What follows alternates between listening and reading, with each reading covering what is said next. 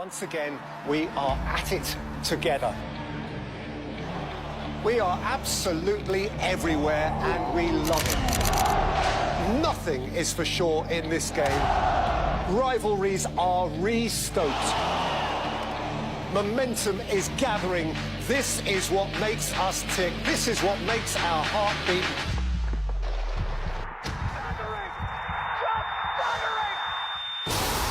Week on week and month on month. This is the stuff of clouds. Friendship becomes second to the colour of a shirt. There is no certainty. There is always jeopardy. It is always on the edge. It is always football time. This is the league we want to watch. And that's kind of it. Quite interesting, and of course, you're welcome to our Premier League preview show. The new season is upon us, yes, and we cannot wait to see all the matches. Come on, Arsenal, they are the defending champions. We did do it again. And for the teams that did not have the best of results last season, what do they plan to give to us? We're waiting to see from the likes of Chelsea, Manchester United, and of course, Manchester City. They came, second just last season. And we're looking forward to, all these teams to see what they can do when it comes to the Premier League. And of course, the middle clubs, middle table clubs, and of course, those who are candidates for relegation right from the get-go. These and many more we'll be doing on the show today. Yes, we're giving to you 120 minutes of preview when it comes to the English Premier League. Remember, it's NT Sports 24 that will always deliver that to you. And like I always say, we're ready for the new Premier League season. Now we're going to be delivering at least one match per weekend. And this is the preview show for the new season of the English Premier League. Mbade Adeleye, welcome on board. Yes. On the show today, I'm not going to be doing the talking alone. And of course, we've made it quite special because the occasion deserves it. Yes, we're going to be bringing in fans of these respective clubs to come and defend the badge. Yes, they'll be defending the badge. What do they have to say? Do they think their team has got all it takes to go all the way to claim the Premier League title for the new season? I want to believe they are very much ready for that, and they will be defending the badge 100%. All right, they will say, let me go to the man that is just by my immediate left without wasting time. He goes by the name Dante Abo. I don't know the jersey number that is done in today. And I don't know, maybe he wants to be the gaffer for Chelsea. I never wanted to see, the full house before, but, pardon my director for that. So Dante Abo, welcome to the show. Thank you very much. Some people said, in fact, you people are not going to taste Champions League and other, other competitions this season. You're just going to be concentrating on, on just the Premier League, which is now Carabao Cup, and the English FA Cup. Do you think that is going to give you an added impetus to, go for the Premier League title this season? Yes, I think it can be an advantage. While the disadvantage, because everybody wants to be in the Champions League, everybody wants to be playing in Europe. But going for the Premier League this year, I think playing one game a week and resting your players, because if you are playing in Europe, there's a lot of competition, there's a lot of fatigue that will be included. So one game a week is going to help a lot, especially with the squad depth that Chelsea have. Awesome. So to just make it simple, are you going to be fighting against relegation or fighting for the title? Definitely for the title. All right. These guys were the defenders last season, and of course, they felt that it was going to be an easy one. And I've always said, I will always go with this man who says, if it's not broken, don't fix it. The first season of Arne Slot, they tried to keep it that way because it wasn't broken, they didn't want to fix it. And the second season, they decided to fix it the big way. By the end of the day, it wasn't the best of campaigns for them. Join me in welcoming the #1 Liverpool fan on the show today, Chuks Ekugo. Welcome to the show, and I think it's your debut when it comes to NT Sports 24. Yes, it is. Are you fighting for your badge? Yes, of course, we are. It's like some people already predicted that you will not even see Champions League, qualification this season. When Ancelotti came, we were never given a chance. They said Jurgen Klopp left. He was just a mid-table coach, an average coach from Holland, and then he came in first season, shocked everybody, and the story changed. So the only difference is the fact that he tweaked the team in such a way that the players that went out were far more superior in terms of quality than those he actually brought in. And then we were a bit unlucky with injuries. You know, having Isak, one of the best strikers throughout 2 seasons ago in the league, and then he struggled through injury. And then, you know, towards the end of the season, we lost our other striker. You know, so it's been, you know, up and down. The defense was not as good as it used to be, you know, a couple of years back. So, but this season we've reinforced. The team will play different dynamics. You know, there's no more gegenpressing football. You know, that's Jurgen Klopp era is gone. And then we have a new coach who plays similar kind of football to what Jurgen Klopp actually played. You could see everything he did with Bournemouth and all of that. So that was the key reason why he was brought in. You know, when we had on a slot, the team laid back. You know, there was this low block kind of defense we started playing, and then we usually press. That's why we were always good at pressing teams. You know, the best of Barcelona, Liverpool could beat them 4-0. You know, because when we stretch you, you might be technically good on the ball, but when we get the ball, we stretch you because we have speed on the line, and then we have a point man who can always finish. So that was actually missing this past season. So I didn't expect anything less. My director just told me that sweet mouth, that, you know, Liverpool fans, that's the way they do. So let's see. We'll see. You understand? The man from Holland at the end of the day was sad. So some people say so it justifies the fact that it was average. Yeah, but it's expected the job at this level. You don't perform, you just walk, you go through the back door, and then the next person comes in. All right, no wahala. All right, let's just go ahead. There's this man also waiting on the sidelines. You know, his club, after Chelsea now, I think they are the club that, you know that they will always sack their coaches. They are starting with a new manager for a new season.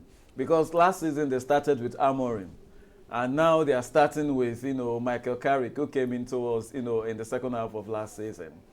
Join me in welcoming the #1 Man U fan on the show today, Emmanuel Chizorom. Welcome. It's always a Finally, pleasure. it's going to be your season. Yeah, I think so. You think so, or you believe so? I have a strong belief that if there are 2 teams that have got what it takes to challenge Arsenal for the title this season, it's Liverpool and Manchester United. What of Chelsea? Yeah, I think things are a bit in disarray at Chelsea. Oh my goodness. I believe that they are gradually switching from a club that anticipates to win the title every season to a selling club. And if you look at the business model, that's what they look to do with the signing of some of the players that are not, I mean, in terms of football, I don't know, Baco and all those.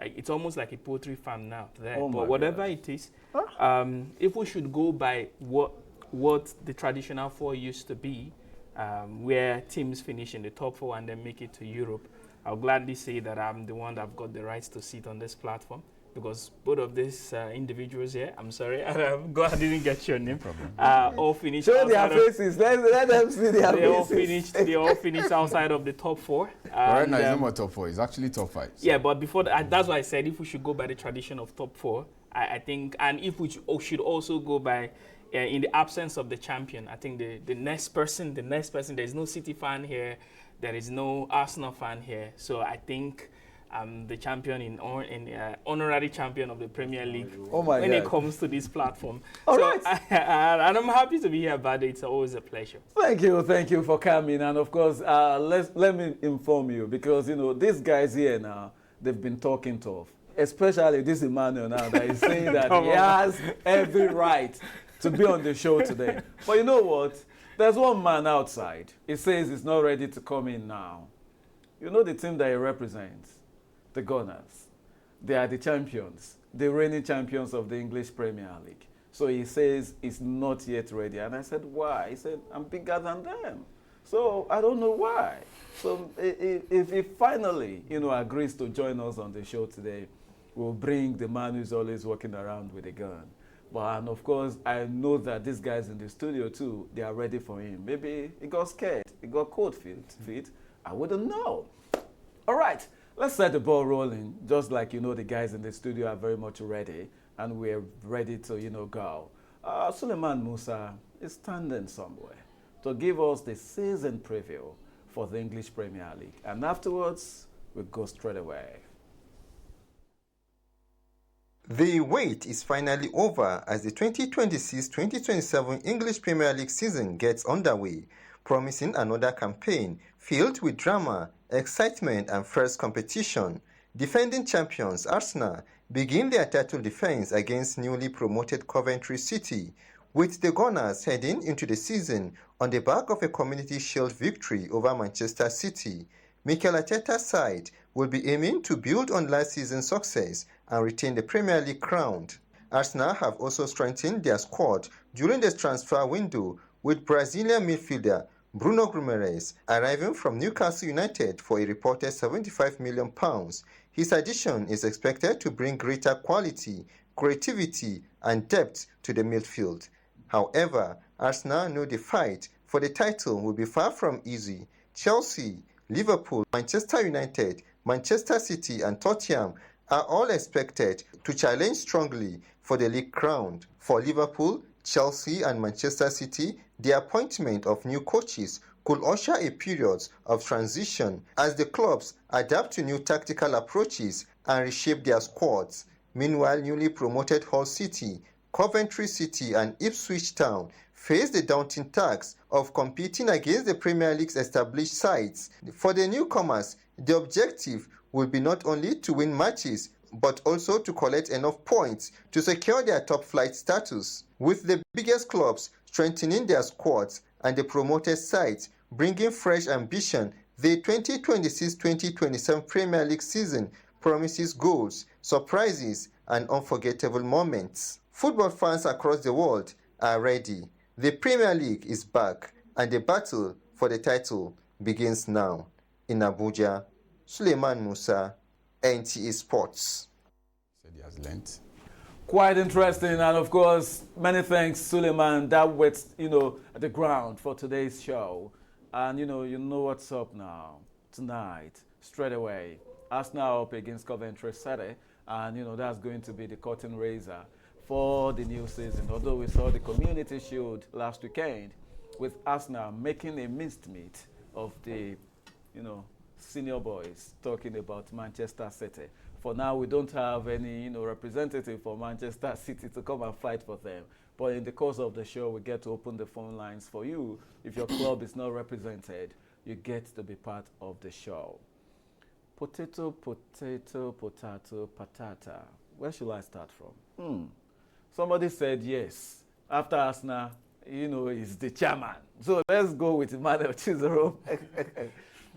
What a preseason it's been for your club. And of course, at the end, you lost 4-2 to AC Milan.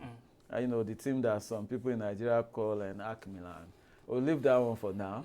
Looking at that, you've signed Tielemans, you've signed, Andre Santos from Chelsea. We do understand that, you could seal a deal for Baleba. With the reinforcements and everything and the preseason you've had, what would be the general, assessment of your club going into the new season? I would say in terms of preparedness on a scale of 1 to 10, I'll still say that possibly it's a 6. We're not fully prepared going into the season. I don't think the attack is so much in a bad shape when you look at some of the players that we've got. Even the midfielders are even attacking minded. But where there seems to be a little bit of a problem is in the defense. I do not think at left back we can continue with Luke Shaw, considering the fact that the number of games we're playing this season will have to increase because we're back in the Champions League. There are about 2 other additional domestic titles to play for as well. When you look at that, and then the management has actually not made proper contact as to who to get into to act as double up Luke Shaw in that position.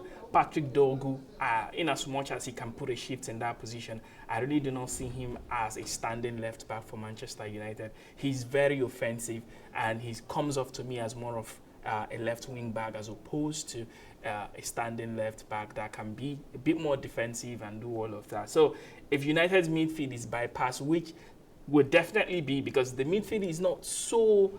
Yeah, even if Baleba comes in, he's currently injured and he will still have to be out of the game for a couple of games. Yeah. Exactly. So they are not so mobile. Bruno Fernandes, yes, creatively he's okay, but then he's not the fastest of midfielders.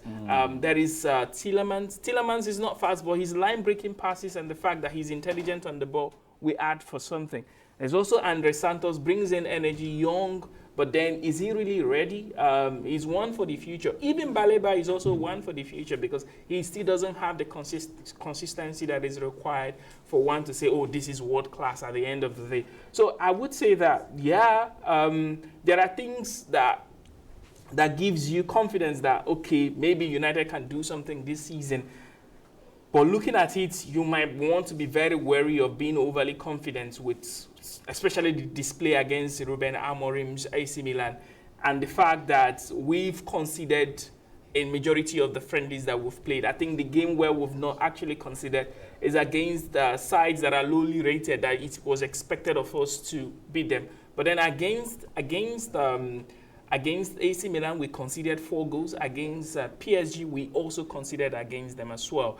Now, these are teams that will most likely play in the Champions League, and they've been cheap goals. So there is a problem with the defense, and that needs to be sorted. The centre-back pairing of Aiden Heaven and Euro, that's one for the future. It's not for the now. Yeah. So when you look at all of these things, I don't think the attack is a problem. A couple of seasons ago, when we finished 15th on the log, and then part of the problems was that we didn't score enough goals. The management invested in the attack, spending over £250 million in the attack, brought in Benjamin Sesko, brought in the Cameroonian Brian Mbeumo, brought in Matheus Cunha early and on time. They reacted. So they are very reactionary to issues at the club, which does not help us. We need to be proactive. So that investment paid off, because cumulatively that attack force brought about 30 goals for Man United. Now that's a very good turn on investment. But another thing they need to do, another who they need to pluck off if they really want to support Michael Carrick, is to invest in the midfield and get an additional left back. Lewis Hall will fit into the profile. He's good. He's got the experience. He has Premier League experience. He's been to big clubs before. He came from Chelsea to Newcastle, became a starter at Newcastle, played in the Champions League against Barcelona. Was a big problem for Yamin Lamar, or one of the wingers for Barcelona. So we need players of that profile to come in and hit the ground running immediately. They are not doing that in the transfer market. So while I believe that Michael Carrick will make a very good coach if we give him the time, I've seen what he's been able to do. I do think that he needs the support of the management in order to succeed at the levels we need him to succeed. Quite interesting. Thank you for your submission. And of course, it's not going to be difficult for me now to know who to go to next. I'm just going to base it on, how they finished last season. Liverpool finished well ahead of Chelsea. So let's talk Liverpool. All right, the Reds now, they do have a new man in charge, Andoni Raiola. And it's like there's a wave of Spanish coaches now everywhere. They won the Champions League. They won the World Cup. They won the Super Cup. So it's like, if you're going by that, you just know that, they won the Premier League. So it's like the next person that is going to win the next big thing now is going to be Spanish. But it's quite interesting to see. Even after Liverpool several times last season, they put their faith in Arne Slot. At the end of the day, they had to sack him because they had the news of Raiola being available. They didn't want to miss out on such a good coach. Now you have the new man in charge. Many people still believe that when it comes to your defense, it's nothing to write home about. Now you're having a player, and some people have accused him of not even having the stability to even be in defense for now. So many problems off the pitch and all that. And with the precision you've had, with the players, you hijacked one from Newcastle, it's okay. With everything. Everybody steals from Newcastle. Understand? With the preparation, your activities and the transfer market, what do you expect from Liverpool this season? How confident are you, if you're going to rate it from 1 to 10? I would say 8 over 10.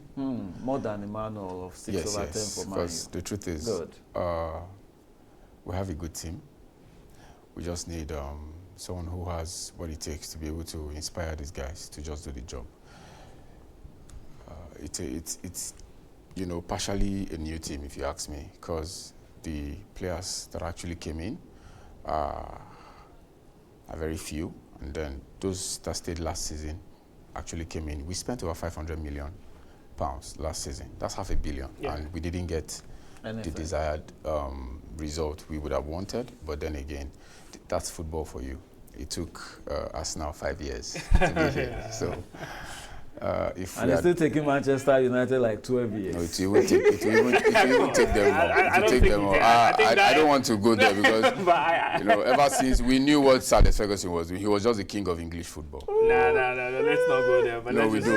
But I assure you, it will take them another 7 to at least 20 years to get to the Premier League. Oh my goodness! You mean like a child that the child will already? We'll come back to that because I've always had a very strong and personal beef with the fact that Man U was doing back-to-back for a very long time. And this result, if you check the patterns of the result, you would know that for Man U to be able to pull off those 6 Premier League titles they did at a very short period of time, they needed someone very powerful, someone who is so influential, that influences English football.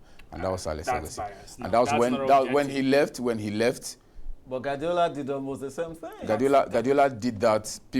We took one trophy out of him. Arsenal took another one. So it wasn't just like Sir Alex Ferguson did. He was there for a very long time. Mid-table clubs also took from Ferguson. How do you name mid-table clubs? Teams that you don't even get to hear of them. Okay, Blackburn Rovers won the league during that era. Let's come back to Guardiola had a top team, right? The best solid team. Where, at Barca or at Bayern? No, or at Man City. We're looking at technically gifted players. According to Mourinho, investment of the past. So if we go to 2012, check the Man U team that won the league. That team was nothing special about the team. Okay, so you now get what I'm saying. So the team is an average team. That was a Fletcher that played over 25 games in the season. Fletcher wasn't one of the best midfielders in England. How much more in Europe at that time? They were virtually an average team that won the league. He was a squad player. You had Brown. That's the problem. Now going into the Premier League season, many believe the advantage that Arsenal have got is that they've played together. There's been some consistency with them, with the coach and all that, and I think that plays a huge role. So, but you also know that the chief of referee in the English Premier League now, what's his name? Come on, man. Can you defend this? He said it's that Sir Alex Ferguson retirement actually pulled off a lot of pressure from the referees. You never heard that? If they were doing the right thing, that was the same Sir Alex Ferguson that would be losing 1-0 or 2-0 and sitting on the bench. The moment he comes down, stands down, and puts pressure. Why is it 1-0 2-0? What should we expect from Liverpool? What should we expect from Liverpool? What to expect from Liverpool is we're going to play very fantastic football this season. I have no doubt about that. With the new coach that we have. Absolutely fantastic. Fantastic football. With result-oriented, we're going to produce results. Will you win the Premier League? I would say, I'm not sure we will, but if we have an advantage, anything can happen. I never believed Ancelotti was going to come in his first season and then, pull off the league. Actually, in all fairness. Was going to win the league. Okay, let's just say because we already had these same players that Jurgen Klopp left. Exactly. But most times it's not just about the players, it's also about the character that comes in.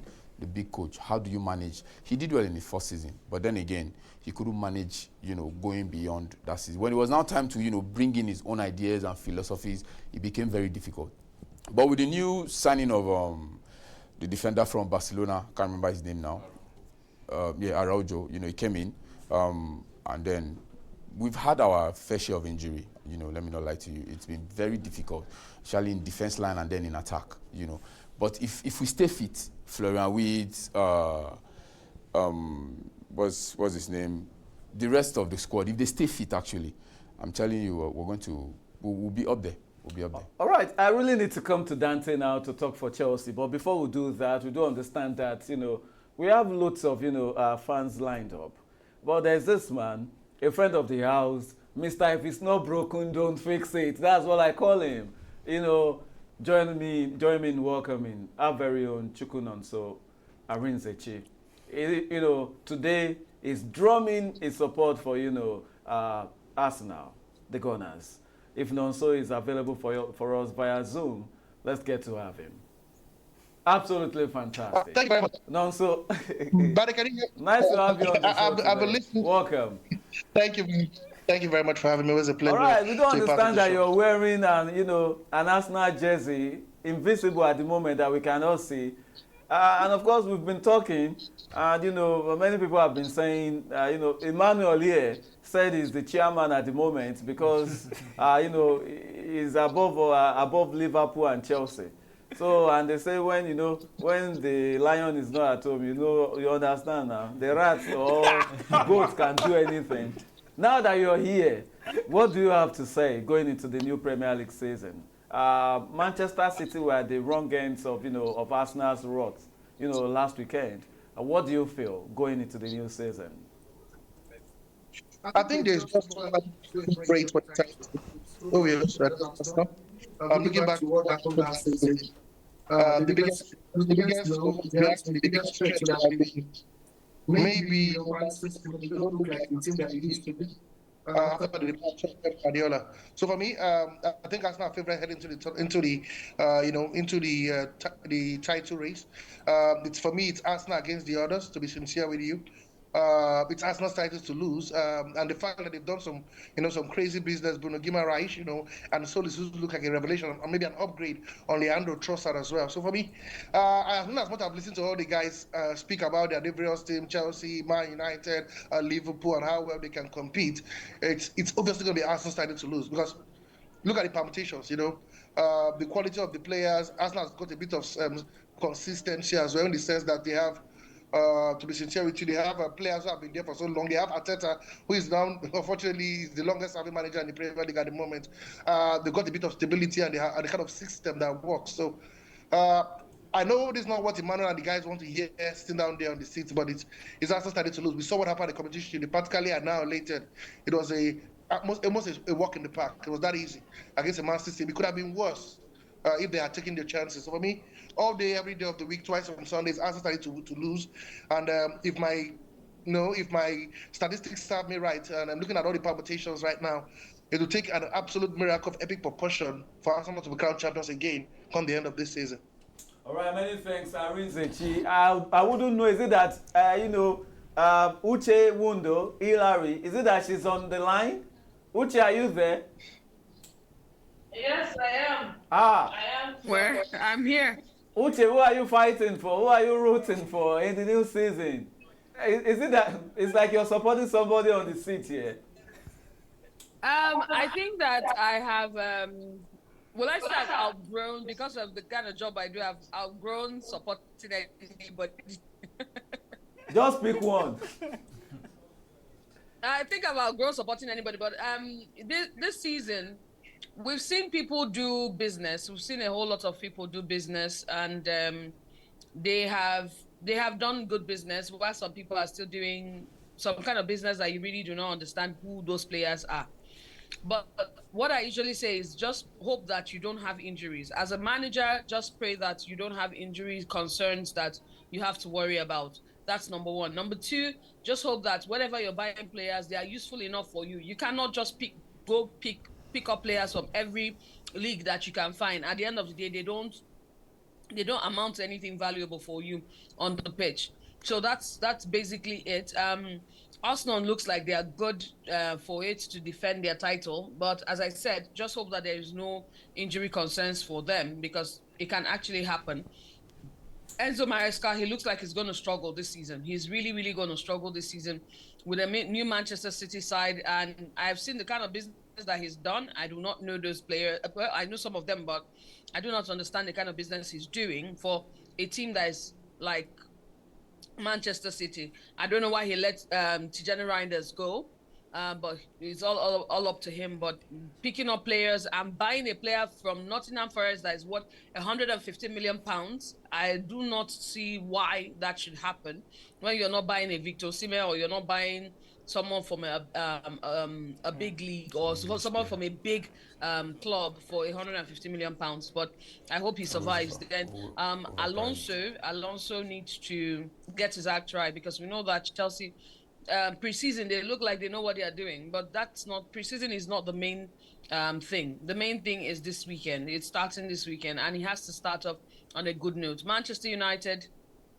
they have done business. Michael Carrick, they have faith in Michael Carrick, but is he the person to take them to the Eldorado? I doubt it. They would have to start shopping for a better manager much later in the future. Then you look at Tottenham. You have De Zerbi doing business, trying to fortify his team. Is he going to survive? Yes. Is it going to be in the Premier League? Yes. Is it going to stay for a while? Yes. But winning the Premier League will not be his target. He will just be hoping to stay alive in the Premier League. So basically, it's generally it's going to be a very good encounter with most of these clubs. And they are doing business. New ones are coming from the Coventry to the whole city. Today we'll see Arsenal and Coventry City. So we'll see what they are going for, what Frank Lampard has in store for us. All right, many thanks, Uche. Just remain on the line. We'll come to you shortly.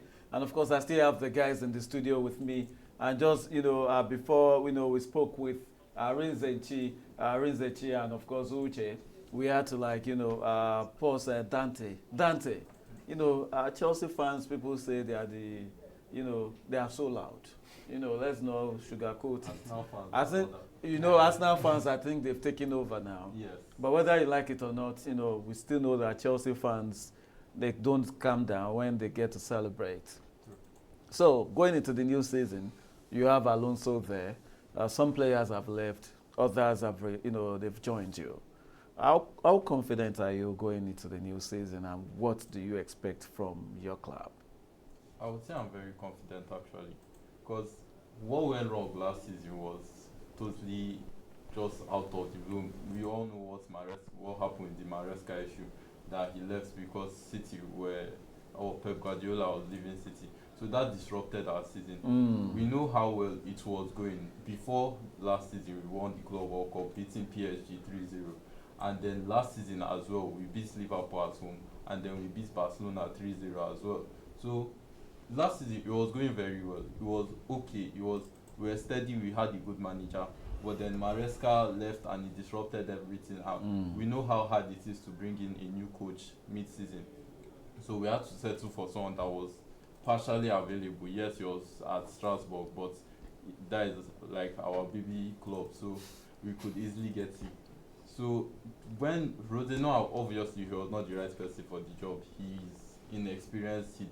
He didn't really know the tactics to use, because Chelsea has a big squad. And it's not easy to coach them. So that's what really went wrong. And after he left, Callum McFarlane, yes, he tried, but once again, he's not an experienced coach. If he didn't he didn't Exactly. So we couldn't really do anything last season. Even the FA Cup final that we went to, well, I won't really speak of the final, but we saw what happened. But yeah, I think last season was just a one-time thing. And this season, I'm very excited because Xabi Alonso is a manager that we know his tactics are good. We saw him at Leverkusen, invincible season with a Bayern Munich. And he's back to 3 at the back now. Exactly, he's back to 3 at the back. At Real Madrid, it didn't really work out because of the big egos in the club, and he couldn't manage it, so they just parted ways. But I don't think he did too badly. Yeah. I think he was actually pretty decent. I think he's the only manager to beat Real Madrid manager to beat Barcelona for the last 2 seasons. So I don't think he did badly in Madrid. That just shows you how good he is. So coming into this season now, we have a really good squad. We have a lot of players. And a really good goalkeeper. Yes. Okay. Why are you laughing now? He's not bad per se, but there's going to be competition between him and Pendas. Because yes, Pendas, a lot of people don't know Pendas, and he's kind of inexperienced. But then you have a young keeper who is really good at short stopping, and your modern day keeper, they need to come out and play with the ball, and Pendas is really good at that. And then for the business we have done, I'm actually pretty convinced. I know Mr. Iman will say that's Bako, but Bako is actually the player with the most through passes completed in last season in Europe's top 5 leagues. That's in Ligue 1, right? No, in Europe stuff like Yeah, this, yeah. League One is Yeah, France. but Yes, top 5 league. Yeah, it's still pretty. and he does that often against the likes of Le Havre, Lille, and all. No Against problem. PSG as well. There is no He's problem. not in the Premier League. That's- So that's- so- that's- Okay, well, but no problem. you people said Haaland will not do anything in the Exactly. Premier League. No, and Haaland is a special talent. That's not what entirely if this different. guy is a special talent? We'll All see. right. We'll see. All right, now let's return to Manchester United. Yeah. You know, I said he's the captain. Now, you know, Nonso is on the line. So I relinquished the position. I don't now. think you can be captain again. Well, let's come back to you. Yes. Uche said something Yeah. and said, you know, she still believes, you know, the man to take you forward is not really Carrick. Maybe Okay. it's just a placeholder. Mhm. Do you believe in your coach? You know, especially with the way he's been able to handle the team. I saw the friendly against Ruben Amorim. You know, I was looking at it like even Rashford wanted to win that game so badly that the way he played with everything and he fought for every single ball. But the body language wasn't with the coach and there was nothing coming. Do you actually believe in Carrick ball? He's the manager of Manchester United, and ideally, as a Manchester United fan, I will support him. Am I confident that he's the one that takes us to the levels we were and we wish to return to? I would toe the line of Uche. I doubt, but what I can do right now is to support him to do that. But does he have what it takes to take us there? I think he does. Will we be patient to allow him to take us there? I doubt if we can. That's the big question, because at some platforms, you are not there to learn on the job. You are there to deliver what you've got. And we've seen a Carrick before in Ole Gunnar Solskjaer, and it didn't really end well. And again, a lot of people will argue that it goes back to the board, that they didn't back him, they didn't do all of that. But I think right now, the board is trying to change how they do business. They're bringing in players on long-term basis who have got enough talent, who have the willingness to play for Manchester United, then they can go all along to deliver for the club. If that is the business model, then that shouldn't also change when it comes to the coach as well. The coach should also be allowed to have such long-term plan, and he should be guaranteed longevity to stay at the club and see it out. The major reason I was upset with Amorim sacking was because I knew it was going to be difficult. I knew it was going to take time for him to kind of rejig the club and put us on a pedestal where we need to be. But I was also afraid that the board were not going to have that patience with him. Now, it is one thing to realize that you used to be here, you're not here anymore. There has to be a plan as to how you need to, a plan as to how you want to get back to where you used to be. And we all do that in our lives. Sometimes you get knocked down. That's why I say football is a reflection of life. Sometimes you get knocked down. You need to re-strategize on how to get back up to where you used to be. So that's where that's what Manchester United needs to do at the moment. Re-strategize on how to get back to where we used to be. Does that mean believing in a manager that's got what it takes but doesn't have it at the moment? Yes. Barcelona did it with Pep Guardiola, and then started with Rijkaard. Rijkaard did the foundation. Then Pep Guardiola came through the La Masia system, brought in players from there as well, and then we saw what he was able to do. So I think we need someone to build that foundation. If the person that is going to build that foundation, going back to what Uche said, is Michael Carrick, and then we bring in a manager that will not align with that and go forward, no problem. But if it is about bringing in big name managers, because we've done that, big name managers, Jose Mourinho, Louis van Gaal, they didn't do it. We even brought in a professor of football, called himself Prof. Ralf Rangnick, and embarrassed Ronaldo and all of the guys. He didn't do it. So we left that method. We've also gone into bringing in top quality players to bring us back to the top. It didn't work. Di Maria came in. That didn't work. We've had Cavani. We've had Zlatan Ibrahimovic. We even returned Paul Pogba. It also did not work. So now, if what we need to do is to bring down the house and rebuild from the scratch, no problems. Let's do that. They've started already with rebranding Carrington to fit into what a training facility for the modern football is all about. They've done that, fantastic. But we need to have faith in the manager. I don't think there is anything in football right now that any club supporter will come to me with that United has not won before. Maybe the upgraded Inter-House Sports, World Champion, World Club. Is it a direct shot? Is it a direct shot to maybe that. But if it has to do on pitch excellence, I don't think Arsenal talks to United. I don't think Manchester City talks to United. Only this guy has got what it takes to speak to United, and that's the only rivalry and the only rival I have in England. No other team, nobody else And I believe that we'll get back to where for all it takes to be a fan of football. We'll I take think that, United man. has given us all We'll of take that, that. man. Let's talk to your rival. The only rival you recognize. That's the only reason. Well, you know, they will always say, I like what you've said, quite interesting. But I'm sure Chooks will agree with me that in this part of the world, we say, I get on before. Oh, we Property. Same can be said to them as well. You know, Same but can be their said to Premier them. League win was just 2 seasons ago. And, That's the and that problem. win just leveled the number that I had. So So that's it's the the same problem. thing. You know, at times when Manchester United fans, when they just come So up, when was because their last when win last against did they win the United? Premier League? When was You their last understand win? how they left it for Manchester No, when was the United? last time they won United? In the last 5 games, they've only managed 1 win against United. In your last 5 games, it's been 2 wins for United, 2 draws for United, and 1 loss. But you know one thing, even when it was In the bad, last 5 games. you know, Ole Gunnar Solskjaer will always beat Manchester City. And that is when he will always bring this man, Herrera, even Mourinho, those guys, they just know how to use that man and he will play his best game and they will beat Manchester City. Yes. And it's just like Man U, they have the password.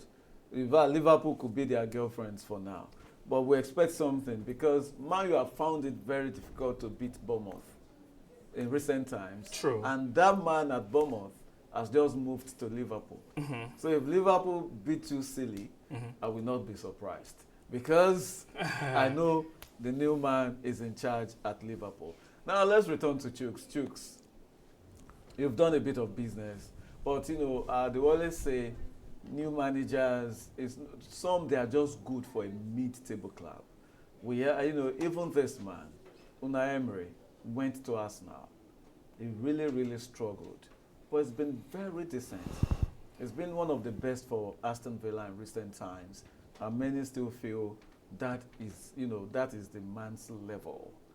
For Andoni Raiola, do you think he will be able to just, you know, work at that, you know, should I say, at the top of the Premier League, you know, because when you look at these top 5, top 6 teams, it's not really easy to be there.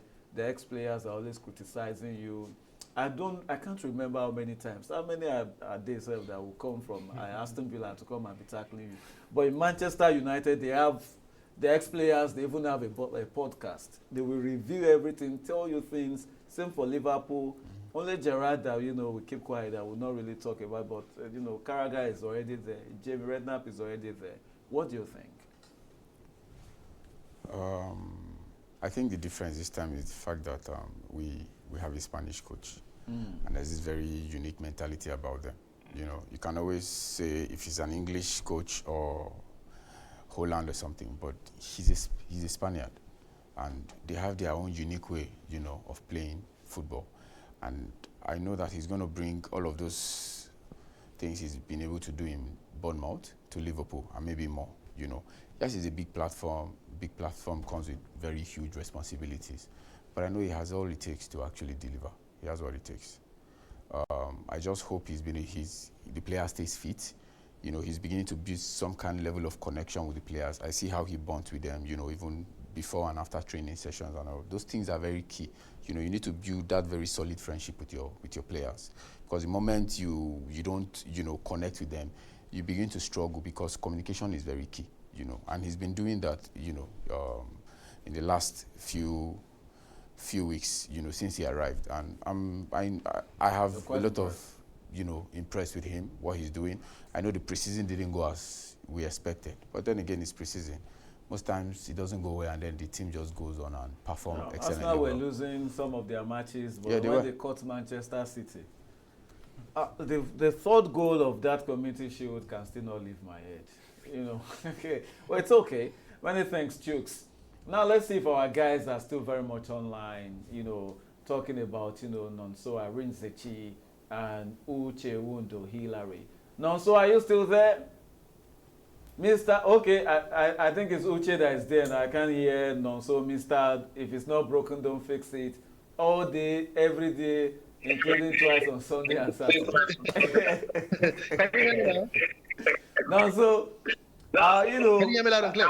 you know, I'm always scared of something. I've seen teams get a very crucial win, like the way Arsenal got a 3-0 win over Manchester City. And I'm sure everyone at Arsenal will think that everything is fine. Do you think everything is well with Arsenal going into the new season? See, it can be better than this. Arsenal walked into last season, with their hands in mouth. We were just clutching on straws and hoping that something would happen. Man City were favourite. Pep Guardiola and his goons, like I love to call them, were on absolute rampage, and everybody expected that Pep Guardiola would blow them away. But you could see the vigor and the way Arsenal started last season, and you knew that this team was going for something special. They at some point they dropped the baton, but they got there at the end. Like they say, all this road that ends. So this isn't looking at the squad. Like I said earlier, the squad in depth in every department. You've got 3 players who can easily walk into any other team in the Premier League. Look at the goalkeeping department. You have Ilya Mesili, fantastic goalkeeper with Leeds United. You have Laga.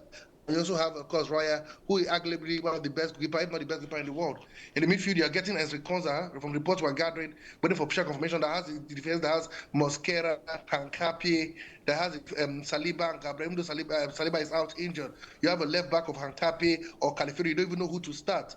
Should I go down to the midfield of Guimaraes, Luis Kelly, who are forcing themselves into the lineup of last season that had Odegaard, the Spaniard, of course, who sat on the bench, Zubimendi, but yeah, exactly, and Declan Rice, who is out injured. So for the attack is Anzolis. That boy is a revelation.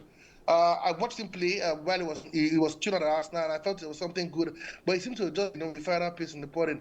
I was one of those who was skeptical that the departure of Leandro Trossard could be detrimental to their aspirations this season. But again, when I look at Solis' play, there's more answers than questions because the boy can score, he can also feed. He had 2 assists as well in the Community Shield, and he did so well. I think the only thing that could back against Arsenal is the fact that the percentage of teams that win the league hardly wins the Community Shield. If you go back to the record, I can't remember last time someone won the Community Shield and won the league. But again, let's throw that apart from that, you throw that to the gutters. It looks like this team is prime set to win the league again and win it emphatically. Last season I said after the first 2 months, I said Arsenal win the league by February, even though it went all the way because of Arsenal's stupidity and the fact they couldn't kill games off. But at the end of the day, I think this team could even blow. It could be one-way traffic. I just hope it's not going to be boring. I hope, even though we know the Premier League for bringing up surprise. I look at the other teams and I see a lot of loopholes on why they would struggle. Alonso is a new terrain for him. He hasn't been in the Premier League before. Yes, he's been a great manager in Germany, but we saw what happened to him at Real Madrid. You look at Areola, he's thrown into the deep end. He's been at Bournemouth, a team who finishes 8th and they are celebrating. Now he must compete and win the title or be in the Champions League question and answer section. If not, he's going to be shown the door. You look at Man United, Carrick again. My take on Carrick. For the opt-in time, it doesn't look like a guy who inspires much confidence. He's still not confused. I'll use the word because for a coach who lets Rashford go, gets him back, he's still not sure that he wants Rashford or not. And he hasn't spoken about that. So he's still texting the water. So for me, I just again visible to the blind, audible to the deaf. All day, every day of the week, twice on Sunday. You ask a layman who doesn't know much about football, the first thing that comes to your mind is Arsenal. It will take an absolute miracle for them because I look at the team right now. Declan Rice is injured, but they costed past Man City as if Man City was not even there. Look at Gyökeres can barely start game. You have Kai Havertz as well. So come on, I think the guys in the studio right now, whenever they look at the Arsenal team, it will send shivers down their spines because. Okay. The question is, how can we get It's okay now. That's a big question. It's okay now. It's okay now. Not so easy now. Everybody in the studio, they are saying, why? What happens now? And that is why I would like Uche to come in. Now, league you win, you know be God. Uche, are you there? Uche, if Uche is there, I would like Uche to comment on this. I can see your bubbles everywhere. And I would like to ask Uche if they will bust your bubble at the end of the day. Because I don't know the tailor that put your shoulder pad for you. It's like they used one big foam to, the thing is so, in fact, you cannot even move your hands again because your shoulder pad is like, you even said it could be boring because you just be winning. 5-0, 7-0, because you beat Man City 3-0. If Coventry bust your bubble tonight, I will come for you. Because I do not understand. It's like Uche ran away already. Let me bring in Dante before we react to, Uche is there. Uche, did you hear Nonso? It's just like his mouth is in one expressway. He's just going and going, saying that it's going to be a smooth ride, a walk in the park for Arsenal this season. Well, when you struggled for a very long time and you play second fiddle and you now finally win something, it's as expected. And well, the baton has been passed to Arsenal already to make the loudest noise.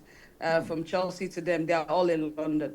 But let's look at it. The truth is that Arsenal has a good squad. Yes, they have the squad depth, but I keep saying it. The injuries will come. If care is not taken, they're going to come, because when it's crunch time, you have to play too many games. You have to be able to you have to recover within 3 days. It's not going to be easy, because I remember when Jurgen Klopp was complaining that his players were playing too many games, and I'm like, this is the Premier League. You should know that already. Manchester United, they've done it. Manchester City, they were doing it. So I do not see the reason why Liverpool was complaining at that time. So winning the league the second time, it's doable for Arsenal, but it's not completely done. You need someone with the Pep Guardiola vibe, spirit and grace to go all out like that and do it back to back to back. If you can actually do it, because I know that Arteta is good, but I keep saying he didn't finish his apprenticeship with Pep Guardiola. There's still something remaining. They didn't do freedom for him. At some point it will show. So at some point it will show. So he just needs to keep it together. He just got new sets of players. He has the old ones, but this is where he needs to keep it together and make sure that whatever he's bringing to the table, because every team now will want to look at Arsenal and the style of play that they bring to the table. I remember before Arsenal won this title, like 2 seasons before they were able to win the title, they would play, if they lose a match, they're going to lose the next one. If they're going to draw a match, they're going to draw the next 3. That is managers knowing. Southampton, Newcastle, they did it to them. Those are people that sat down and understood how Arsenal was playing that season. Yes, maybe last season they were lucky. Yes, last season I keep saying that they were lucky because Manchester City slipped up. But this season they might be lucky again because there is no Pep Guardiola. There is an Enzo Maresca that is going to struggle to put Manchester City where they're supposed to be. But every other thing, they look good. But let's just see how it's going to pan out for them. I know that the likes of Bournemouth, all these people that used to put Sasa in people's Gary, Bournemouth, Newcastle, all those people, they like to put Sasa in people's Gary. So they should just be be careful. All right, I wish, I like that shot. You telling Arinze that his coach did not do freedom. So he did not wait for the last part of that training. Malt and biscuits. So he didn't bring malt and biscuits for him. It's okay, but there's Dante in the studio here. And Dante, I don't know what, Dante cannot really make mouth. But, going into last season, they were shouting, world champions, world champions. But now, I know now, but you are collecting with, being world Dante champions. has too many academy players in the first team squad. That's why You you say see? poultry farm. They have 2 separate teams. Oh, what did you just call Chelsea? It's a poultry it farm. is, Poultry it is. farm? Yeah. But I thought they can just see anybody on the street and just say, come, let's sign you. Just They put have you in the surplus box. to requirement. In fact, they are begging clubs to buy. Nobody's willing to buy. All right, And that's where I think, I'm sorry, that's where I feel Alonso will have a bit of a problem. Because at Chelsea, you need players that are ready to hit the ground running because a lot of expectations will be there. Do they have And too those, many and big those babies? expectations will be on the shoulders of very young players. The Yes. one person that's got what it takes to carry those expectations is Enzo Fernandez. Enzo And he Fernandez. wants to leave. So his heart is Could not it be even the there. reason, Dante, could it be the reason why your coach wanted to be signing OGs? Yes. What's this guy's name? Welbeck Henderson. Then the other guy that, this man from in Sunderland now, Granit Xhaka. Xhaka, You yeah. understand? Because he needed the old hands to guide, the younger ones. They just raised the point that you've got big babies, and at times you don't expect the best of behaviors from babies. Look, I understand the point that you say, okay, yes, the business has been all over the place. Because even as a Chelsea fan, even Chelsea fans were protesting last season. A lot were protesting, and it's not a secret that the business has been bad. But then again, we've seen the owners have changed their philosophy. They have given Alonso a manager role. It's not like Enzo Maresca or Liam Rosenau, who was just the head coach and not part of the transfer department. That is why Xabi Alonso now tries to sign Granit Xhaka, because especially as he knows Granit Xhaka, and Granit Xhaka is a very experienced player who has won a lot in his career, and he's a midfielder as well, so he helps. And bringing in players like Danny Welbeck and Jordan Henderson, I don't really think they are going to play a lot in the Premier League, but their experience and leadership, that is why England called up Jordan Henderson. He didn't really play in the World Cup. So who and who would you be counting on this new season? As starters? Yes. There are a lot of Like you them. feel they will be the match winners for you. There are a lot They will of be them. the standout players. They'll be able to stand the likes of Declan Rice, you know, the best teams in the world. You have defenders that will tell Haaland, sit down there, come on. Well, we have That Rhys those that will stop the passes from Bruno. Yes, we have Rhys James, who is one of the best right back. He played against Who did you Arsenal. just mention? Rhys James. Is he going to be available for 5 matches in a row? Well, even if he's not available, we have other players. Who We again? have Enzo Fernandez, Moises Caicedo. Even If he doesn't talk about Madrid and get banned. if Enzo Fernandez, I know there's a lot of transfer saga, but I think Enzo will stay. I think Enzo will stay. Yeah, He was one I of our actually best think, players. I think Enzo will stay. Well, But Man City is already looking at other alternatives Like because who? they already know that he's. But the reason I actually mentioned, sorry, Dante, the reason I actually mentioned Fernandez is that there's something that does to your mind. Recall that United had agreed personal terms with Baleba the previous season, and then that didn't go He played through. rubbish It last affected season. his performance last season. Enzo So, Fernandez did not Carlos Baleba. Oh, wow. There's a major Okay, difference. Enzo Fernandez let's is see. the World Cup But winner if Chelsea and- loses, Oh. if Chelsea loses okay, that's Fernandez, a very right? good Enzo. That one entered. then the team, Enzo will Fernandez struggle. is the World Cup winner. Even Baleba has not even seen the World Cup.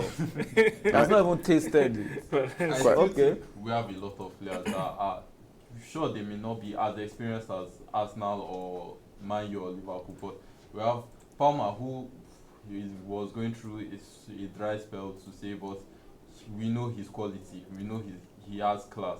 They say form is temporary and Class is is permanent. Exactly, and we have Morgan Rogers, who back-to-back seasons he has been performing for Aston Villa, one Young Player of the Year in 2 seasons ago, and then one Europa League with Aston Villa. And João Pedro especially, who is really coming of age, is really starting to perform the way we want him to perform. At So, 24. Exactly, 15 Premier League goals with no penalties is pretty impressive. And I think them not calling him up for the World Cup is an advantage to us. And you still have Caicedo. Exactly, we have Moises Caicedo. I mentioned You have Lavia. we have Lavia. Now stays more in the hospital, but it's fine. Yeah, his problem is injury, but he's What of the center, what of your, should I say the back four, not just Yeah. the center backs now? Well, since we want to play a back three, I personally think it's going to be Rhys James, Lacroix, and Colwill. Cool. And I think the Where's semi- our brother, our Nigerian brother? What's that his name? Tosin. Tosin Adarabiola. Oh, no. Please do not remind anything. I don't understand. Do not remind I don't anyone. No, understand. sir. Even in Rangers of Enugu, he will not make the He first. won't come close. Somebody that is doing us. No, he won't make What team. they call Yanga and Barazana. If you take him to Lobby Stars, he will not start. Lobby Stars? Yes, I'm telling you, he won't start. Don't remind He's an NFF. average We don't player. need him. Nobody should send him invitation. But we start I want- for BBC Lions of Gogo. Yes, absolutely. BBC That's Lions of the Gold. point I'm trying to make. The Chelsea backline now, if you take away Rhys James, you don't have any top defender you can put forward in the Premier Maybe League. Lacroix, No, Lacroix. no, But no, he's- Colwill is he's good, still but young. his injury. Fofana. Lacroix is not so Fofana. Colwill is unstable. Injury back yeah, and injury is forth. a problem. That's why I Yes. said So Lacroix. if you are, then you're not a top. Okay. You're not a top After player. the back three, I think this guy was very good for France. I think that was Gusto on the right flank. Gusto is not so good for Chelsea. No, as a right wing back. he could Okay. come and goals. You And understand? Palestra was Italy's best. So defender. that's the thing. We're struggling to look at we're struggling to establish what the names you're calling for They are just Chelsea. have done. potentials. Exactly. Not that That's the problem. deliver. So we're The saying only, they are not the only established exactly. players, right? The only individual you can say It's is Rhys James. James, Caicedo, Caicedo, and Cole Palmer. Ma- That is Caicedo. four world-class players. But Copama has only had one wonderful season. Just one season. the next season he performed. He didn't. He didn't. He just won. After the Club World Cup, I like think he he was went the way one. of dinosaurs. It was that season. Yeah. Now. No, he finished in the top 30 the first season he came, then 9th the second season. He had 2 good seasons, and then last one he scored more goals than at least Saka and some other players. It's not like he was bad. But he was. Though I think he's Yes. a quality player, He's but a I think quality he's player, yes. actually I not agree. delivered for Chelsea Exactly. in the last Last couple of season. seasons. Yeah. Last And he needs to be very fit. And don't He needs forget, to remain fit. he's actually still very young. You know, having to put that level of expectation on him is huge. I mean, he's not completely mature to be able to back Chelsea. It still goes back to the talk of Yes. the players, the adults at the club. You look at Liverpool right now. You can say Van Dijk and Alisson can actually carry this team, right? You look at Manchester United now. You can call Enzo Fernandez.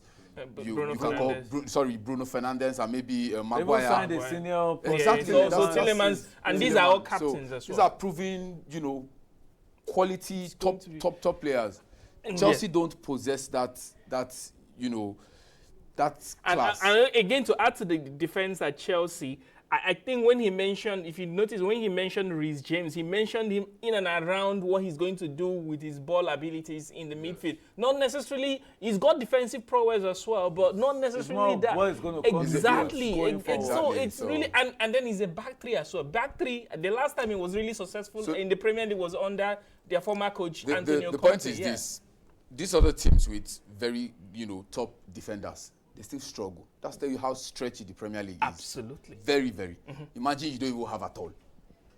I mean, right, Arsenal went on a very bad run, even quite with the quality of defense City they got with last their season. quality, Quite they interesting. struggled. Arsenal, the same thing. So we might be looking at 15 for Chelsea this season. No, Dante. when Carvalho came in, when Mourinho signed him, he was not the top defender. That era is gone, though. That era far. Dante. Caballo won Champions League. Dante. He's a top player. Dante is like they are doubting your club. We're not I doubting think his club. it's not as it is right We're now. giving him facts. He should be measuring up with Bournemouth, But Brentford. exactly how those people- That is if you don't avoid relegation on the last day of the Yeah. season. Oh my So God. let's just see. Dante. Because I need to If it let comes to yeah. squad, we have a better squad than Liverpool and arguably a better squad than Man U as well. Really? You're If living it's in La La squad- Land. If it's squad depth, we are not talking about Squad, first 11. I'm We sorry, are squad talking depth. about Dante, do you understand what squad depth is? Yes. Squad depth is quality as on the pitch. If you're taking The same one quality. off, Okay, you are Dante, bringing it's the another same good quality player. That's Emmanuel, not there. we need to go on That's a why break. we There's bringing no on problem. that Let's go on a Goals quick in, there's break. no need-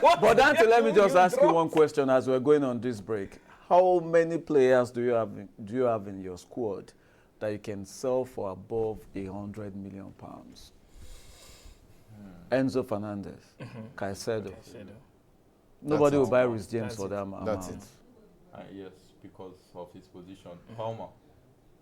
Sorry. Morgan Rogers, we signed 100? Morgan Rogers for Yeah, unless you're selling to a was- Premier inflated League market. market. That was If an you're selling English to a inflated Premier League market. player, Exactly. Because But Savio nice.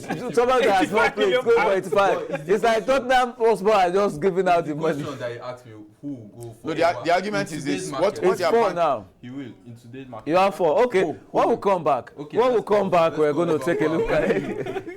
It's getting interesting here, and of course, you're on to the English Premier League preview show on NTA Sports 24. And of course, for the past 1 hour, we've been, talking about the top teams in, the English Premier League.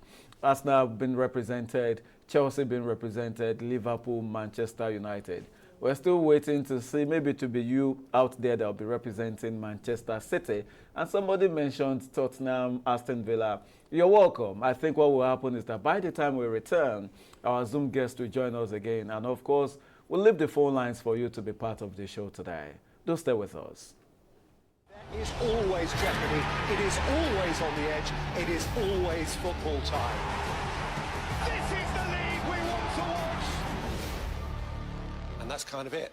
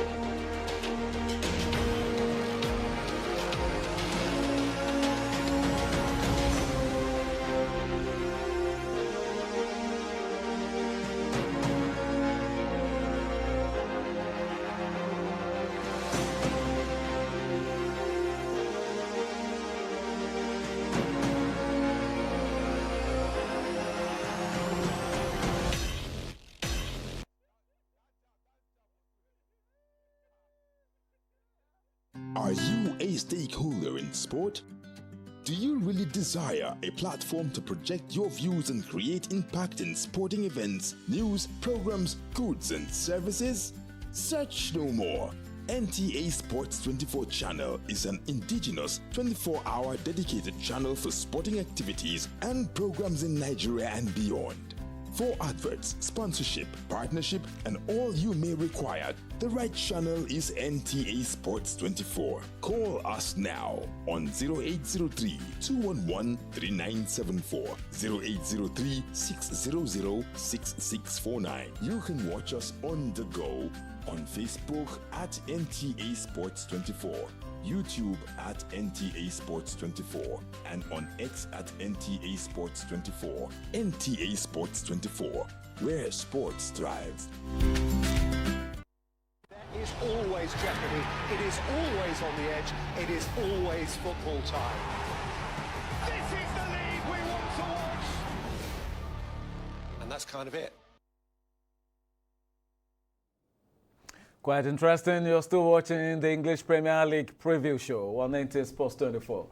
And of course, I still have my guests, Dante, Chooks, Emmanuel, Nonso, online via Zoom, and of course, Uche via Zoom. Now we're inviting you at home. You've heard them. They've come for Dante in the studio, especially so Chelsea fans, they are not letting you people breathe. And the president said they should allow you breathe. You understand? So I will opening the phone lines for you to contribute on the show today. Please be part of it. Whatever you have to say, we'll give you the opportunity so far you're not insulting the other club. We like the banter. Let it go on. No problem about that. Now, all right, let's look at the businesses, done by different teams. Arsenal, somebody said they are trying to build a team like, the Argentine team. People that... You understand? If it's going your way, they celebrate. Once it's not going your way, you find every, all means possible. You get to win. And that's why they are signing those guys that are like lions in all these teams. And we've seen Solis, do so well with, what happened in Manchester City against Manchester City. Manchester United is stole somebody from Aston Villa. Because I don't know who's more expensive between Savio and Tillemans. But it's okay. They've seen Andre Santos. They signed him from Chelsea. So good, another one that many people believe is going to be average.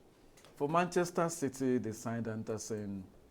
We saw some other players coming in, and some are going. Rodri leaving them. Yeah. That's huge. That's huge. Savio is leaving them. Yeah. Bernardo Silva already left. Tijani already left. So we don't know who else is going to leave. Their backup goalkeeper, Trafford, already, left.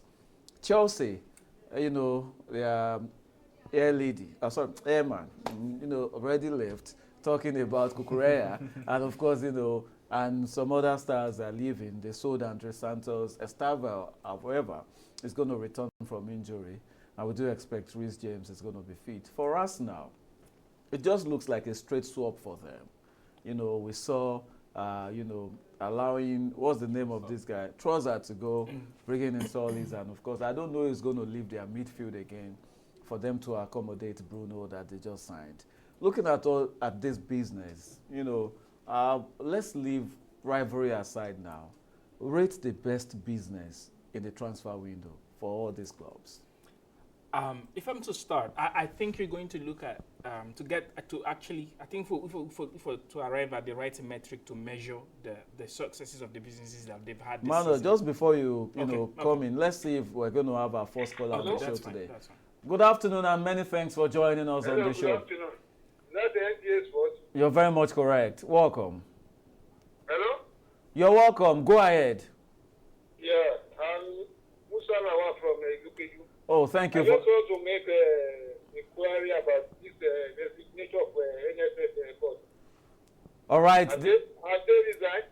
We would like to let you know that this is the Premier League preview show, but not to make you feel bad. Wait now. Let me tell you something. The news is everywhere, but before you can go for any story, you need an official confirmation. There are stories flying around but the official confirmation is not yet out. So let's keep our fingers crossed. Okay. Thank you for calling. Yeah. All right, Mano, please continue. Yeah, I was going to say that if we're looking at it based off of what each team needs, if we're pecking it like that, I would say United needed to fortify the midfield. They are working in that direction. They've still not gotten that out-and-out player that can fit into the shoes of Casemiro. But then they've gotten Tielemans, which is something they need. They've also gotten Andre Santos, which is also something they need. So on the pecking order, I might most likely put them, let's say, second.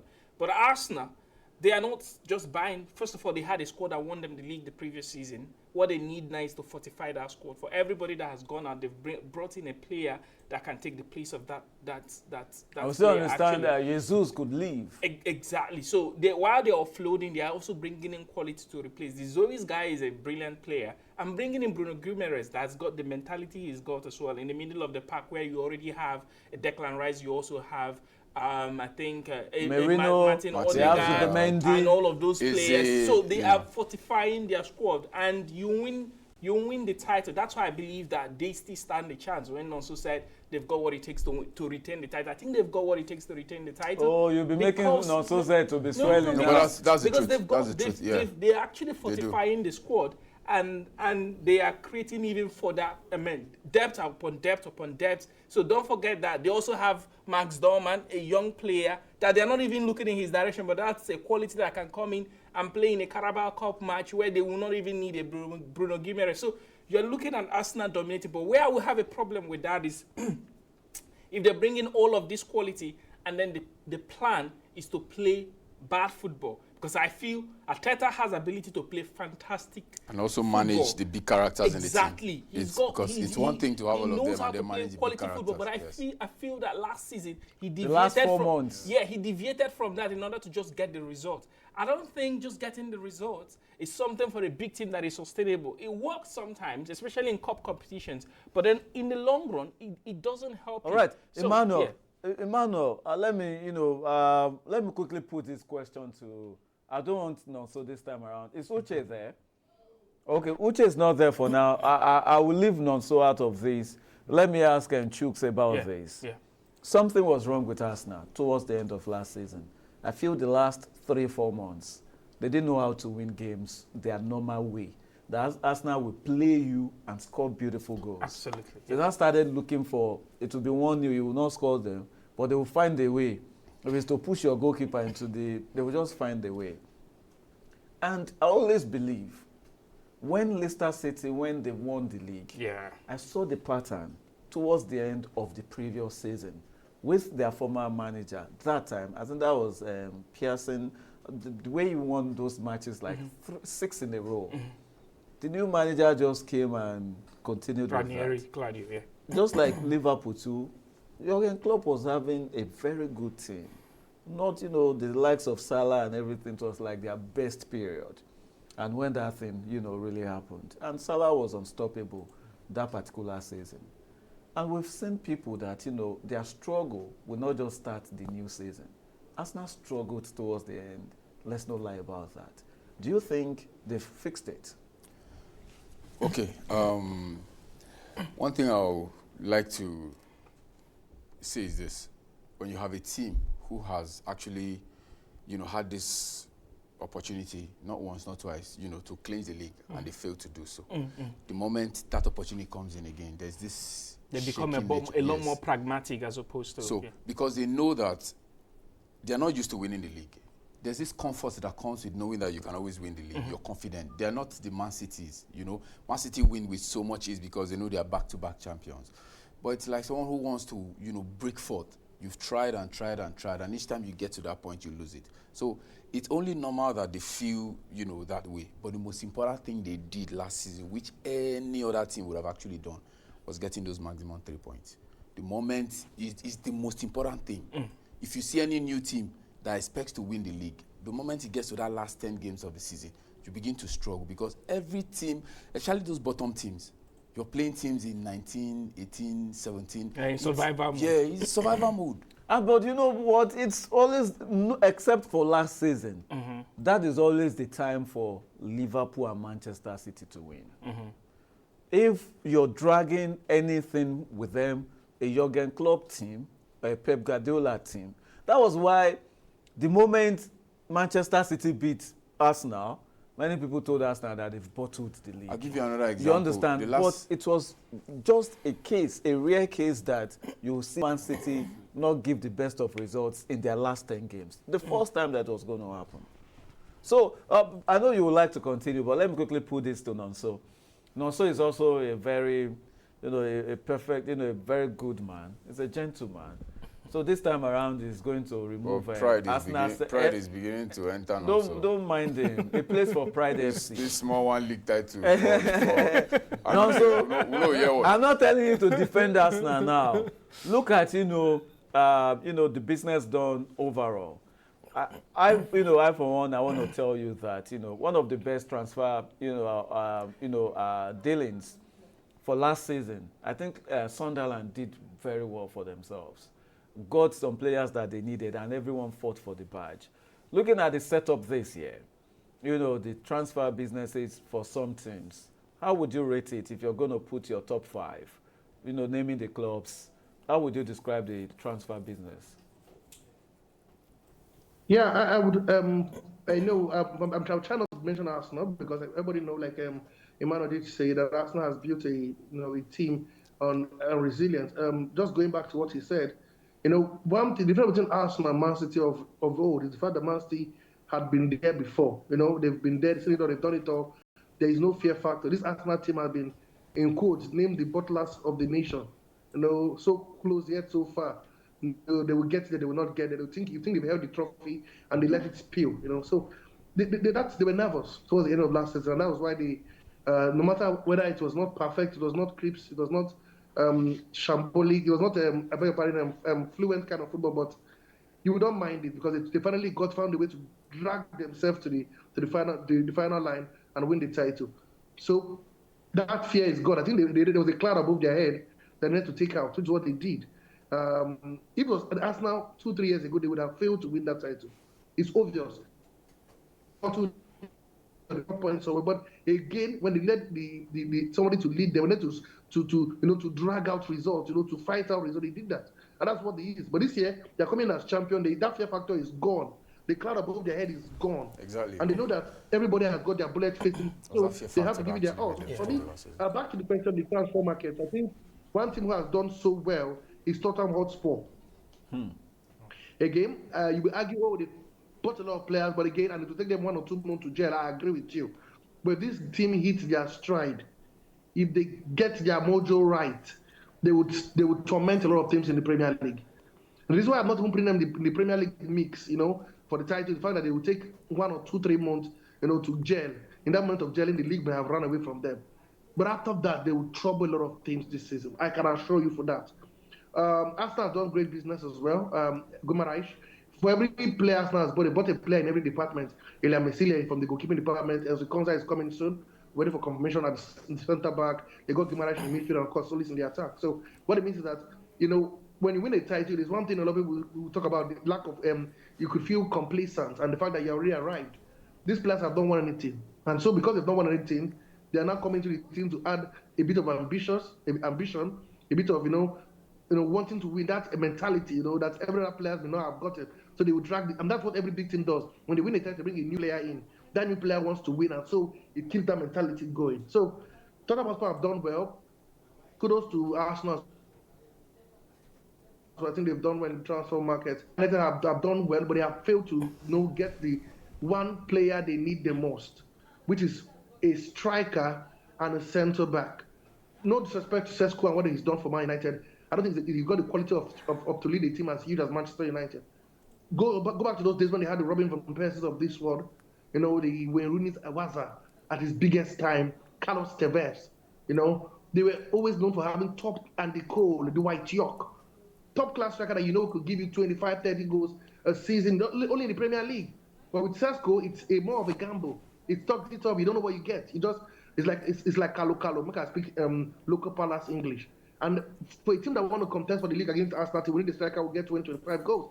Fortunately for Arsenal, they've got, instead of having a striker that gets 25 goals, they have 3 players that can give you 15 to 20 goals in a season. That's what covers up for Arsenal. For Man United, apart from the over-reliance on Bruno Fernandes to make something happen from their midfield, they struggle in attack. So I think they need a striker.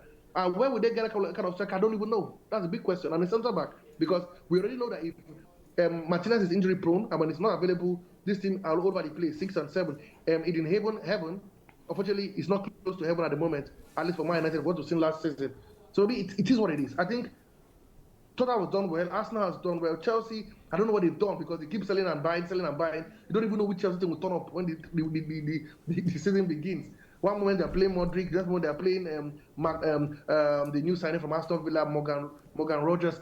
They're just all over the place, and that's a problem because when a coach doesn't have an identity or a first level, see, every team that must win the league must have at least, you must know 9 of the first 11. He can make 1 or 2 changes here and there, but you know these players are the core of this team, and they should be able to stand out and help the team when the Chiefs are down. And that's the truth. So for me, as much as I want to praise the Lord, I don't think Liverpool have done enough. I don't think Man United have done enough. I don't think Chelsea have done enough. If there's anything I want to give kudos to, maybe the teams in lower level, like Ipswich Town. They're trying to take a cue from Sunderland, who got in some experienced players last time when they got in Granit Xhaka, they got in Simon Adingra, the Cote d'Ivoire International, and they brought in some players who did so well. So for me, I think 2 teams that stand out for me in the transfer market, because for a team that wants to escape relegations by whiskers, by sniff of their nose, to go into the market and buy players and spend big, tells you that they are tired of these relegation battles. They want to go into the big league and compete for the champions like they used to do under a certain Mauricio Pochettino. So for me, that's what I think. I've got a good transfer. So far, a lot could change. Like I tell you, might not get a striker and a defender. I think they've done well. They could be there or thereabouts in the top 2, top 3. But for now, so far, Tottenham Hotspur and Arsenal and a bit of a input star, the teams that have done so well in the transfer market. And I think if the league ends now, they will be the happier of the teams in the English Premier League. All right, quite interesting. Many thanks, Nonso. And I would like to also, put the question to Dante here. Rate businesses when it comes to transfers for teams. Okay, let me start with Arsenal. I think Arsenal's one is the most impressive, like they have said, because once again, their squad is not bad. They have a very balanced and stable squad. Like I said, it's the most stable squad in the Premier League. So already they have a good team. And then when they sold Trossard, I was quite surprised because I think Trossard was quite clutch for them in several occasions.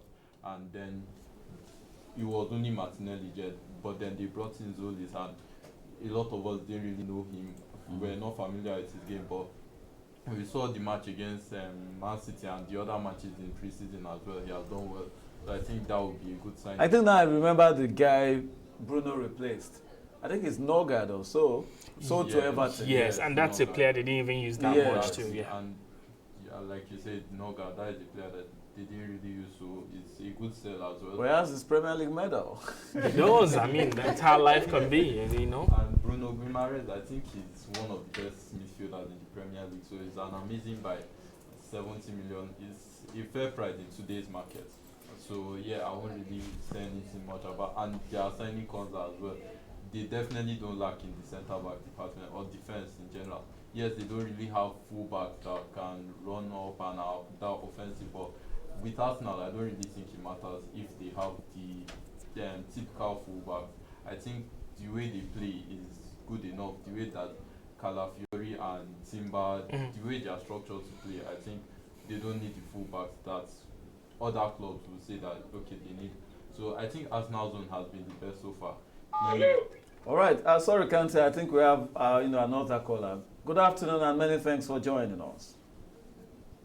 All right, we lost that. Please continue. Okay, so he mentioned something about Tottenham. I think Tottenham, their business has been good, but I think they have paid. Exactly. They have paid I was going to say same, yeah. Some players, we saw recently they are paying 75 million for Savinho. 85 for Savinho. Yeah, 85 for this guy, Fernandes. Yeah, Fernandes, which and then I think Tonali is also. They still want to sign Mamouche. No, Tonali, I think I quite agree with the price. If we should actually, but I understand what Nonso was trying to drive at. But Tonali, then 100. Exactly. If we should actually look at the transfer market, we should look at first off what the club needs at that time. Yes. and then the price, the quality of the player, right? And what they got the player for as well. So if you look at, that was why I thought of Tottenham. And if you notice, I didn't put them in my most successful. I thought of them, but I've looked at their transfer market in one word is very reactionary. Yes. It's reactionary in the sense that they just needed to do business to get the players. And the major reason they spent a lot in the transfer window was, one, they're not in Europe. They will have to convince the selling club with a lot more money. One question and for also you, convince Emmanuel. the player One with a lot question more for money you. to come. Your club, Manchester United, Yes. did that. Did Yes. it work for them? Did what? The same thing Tottenham. Yes, are exactly. doing. But then it didn't work. It didn't work. And so that's why United is backing out of that type of business right now. Before, United used to use money to convince players to come to the club. And you get to the point where you need money to convince players to come to your club if you're not in Europe and there's nothing enticing you are offering. It's like you are trying to, you don't have any other thing other than offering a lady money and just throwing money at the girl because there's nothing else you have. So Tottenham Hotspur are officially the sugar daddies of the transfer window. They're a struggling club, so the only They're thing just they a have to struggling club. attract The only thing they have is just the money. Absolutely. So that's how it works. I mean. Good afternoon. Thank you for joining us. Oh, you're the sugar daddy of our show today. Hello, thank you for joining us. All right, I think the person got scared. Maybe he doesn't want to. He doesn't want to spend like the sugar daddy, and it's quite interesting. Yeah. I like that, and that is going to bring, me to the next question. I would like to throw the question to, to Chooks. Chooks, rate your top 5 transfers in the Premier League this season, going into the new season. Top 5 in terms of players? Players, yes. Okay. The quality they are going to bring, not the money. The quality, maybe so it was an absolute steal. And, in terms of convincing them to come, the role they are going to fill into, and how they are going to, make the teams even better. Okay, I'll start with number 1. If you ask me, is Bruno Guimaraes. Okay. It's actually a very good deal, As now, Arteta knew what he was doing when he went for him. I mean, you can't have that level of, quality in the midfield. And then there's something he said. He said, we're not bringing anyone except you're as good enough as what we have or better. Yeah. And, I mean, if you look at that Arsenal team, Bruno Guimaraes is up there. He's one of the best midfielders in the world. If you try to rank midfielders in the world, he'll be ahead of all the midfielders Arsenal has. As much as they are very good, top-class midfielders, you get. So I just expect him to play alongside Odegaard and Declan Rice. Yes, that'll be the triangular formation for any top game, for the team. So for me, that's number 1. And second place would be this Manchester United, the midfielder from Aston Villa. I least expected that deal, but I think Man U saw something going for that guy. He's been consistent in the last 5 seasons, for Aston Villa. He's been a very exceptional player. Sometimes you're just watching a game, you don't really see much of what he does, but, if you take out time to look at how he controls the game, from the midfield, you know that he's such a very quality player. I think he'll come in as a second place for me. And then thirdly, Morgan Rogers is for me a very good signing. Very good attacking option. Even though I know, British player comes with, high price. It's their league. They always want to promote theirs and all of that. Media attention too. Yeah, media attention. But then he's a top player. He's a top player. 2 consistent seasons, and what he was able to do at the World Cup too. Actually added a lot. So that'll be third for me. All right, let's see if we have another caller before we go for. Good afternoon, and thank you for joining us. Thank you for joining us. Your name and where you're calling from. Yes. Go ahead, please. Thank you. All right, please, I'm waiting for your number 4 and 5. Choose. Okay, my number 4 would be Henderson. Okay. Yes. Nottingham Forest to Man City. Yes, there's this leadership quality he has always had. You know, even while he was the captain of Liverpool, everyone could actually feel that, you know, beyond the pitch. That's Okay, the Chelsea, Henderson. the Henderson, Henderson the for Chelsea, Chelsea. in Yes, Chelsea. from Okay. Brighton to Brentford to Brentford. So from Brentford to Chelsea. Yes, Okay, yes, okay. I agree. yes. I was thinking Sorry, it's the other just a one. minute. No. Good afternoon and thank you for joining us on the show today. Okay. Your name and where you're calling from? Yes, I'm calling from Calabar. All right, go ahead and give us your contribution. Okay. My name is Ali Baba. I'm calling from Calabar. Okay. I just want to talk about Man City coach Enzo Maresca. Let me start with Pep Guardiola. His first season at Man City, that was the Juve team when he came. He found it difficult. He found it so difficult to enter the top 4. But after that Juve team, he was the best Premier League coach. So nobody should underrate Enzo Maresca. Thank you. All right, thank you for coming. I finally got somebody to defend Manchester City, especially from the ends of Arsenal fans, who could be very merciless, just the way they did in the Community Shield. Your number 5, Chooks. Yeah, my number 5 would be, I'll go with the Liverpool signing from Barcelona, the one we actually got on loan. I was so excited when Araujo. Yes, I was so excited. I was so excited because, I mean, I never thought, you know, we'll get a quality defender like that after letting Interesting list. Interesting list. You know, so for me, that's my top 5. We'll come to you, Ima. Yeah, and of course, I'd like to go to Nonso too. I agree with everything except the last one. Okay. Yeah, I'm not a fan of Araujo. All right, Dante, let's make it faster now. Give us your top 5. Okay, for me, number 1 is Bruno Guimaraes to Arsenal. Okay. I do think it just strengthens their midfield, and he's one of the best midfielders in the Prem. So definitely. Number 2, I'll go with Morgan Rogers to Chelsea because, like he said, for the past 2 seasons, he has shown his attacking quality. Yes. And this is a player that can drive through the midfield. We saw him against Arsenal, and he shows up in the big games as well. We saw him against Arsenal, against Man U. Yes. So I don't really need to say that much. For number 3, I would go with Tielemans to Man United. But again, I feel like they needed a midfielder, especially after Casemiro left. And this is a player that has a lot of experience and is still quality as well. Yes, they signed 2 other, or they're about to sign Baleba and they have signed Andre Santos. But I think Tielemans is the best out of all of them.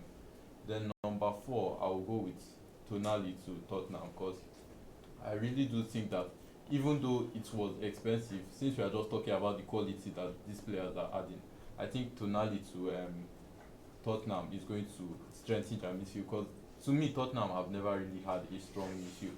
They've been up and down in the markets, going with players like Palhinha, Bissouma, Gallagher, and the rest. But I do think Tonali is one that will actually be decent. And something close to Ousmane Dembele that used to have, the Belgian Dembele they used to have. Yeah. Exactly.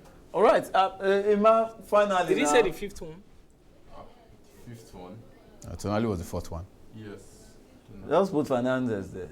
I'll put Palestra. Okay. I'll put Palestra. I'll leave you guys to see that one for yourselves. Okay, no problem. Ima, a quick one. Yeah, my list is almost similar to his. So we just need to change number 5. I need to change number 5. I'll replace number 5 with Tonali. And the reason is not because of anything. I think Araujo had the calamity he committed at Barcelona is way too much. In fact, this guy was asked to go on leave.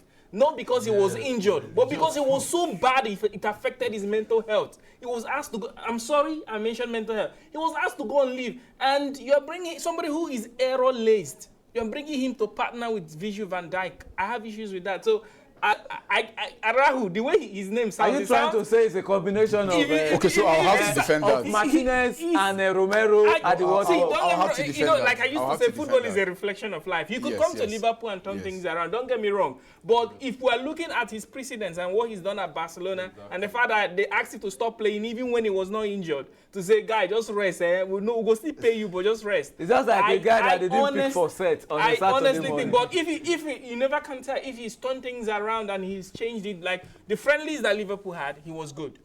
Marking the spaces, doing all of that. If he does that when the season starts, of course I'm going to change. So my that's the difference when you play. It- That's the difference when you play with Van Dijk. Okay, let's see. It If he brings that out, it makes you a better player. if he brings that out of him, no problem. If he brings that out of him, no problem. But maybe to agree He with did that to Konate, he did that to Gomez. Everybody who plays with him plays better. in the line he's going, maybe the inexperience of the younger defenders at Barcelona didn't help him. But if that would bring out the best in him playing with the Vanguard, no problem. But you know, when earlier when he All right, we earlier have on when he another came in caller Barcelona, before we he go was- to he was- Nonso. yeah, it was solid. Hello there, and many thanks for joining us. Hello, how are you? I'm doing great. Thank you for joining us. Your name and where you're calling from. Sunday Fred from John. All right, go ahead and give us your contribution. I'm calling from John. Because you didn't turn down the volume of your TV, that's why you keep hearing me seconds later. Yes, I'm a national supporter. Okay, I'm calling from John. Please go ahead. You have 10 seconds. Okay, I'm an Arsenal supporter. I'm an Arsenal supporter, and Arsenal are going to carry the league this season. Interesting. So that's all you wanted to tell us. Arsenal are going to carry the league this season. I want the best team in England, Arsenal and others.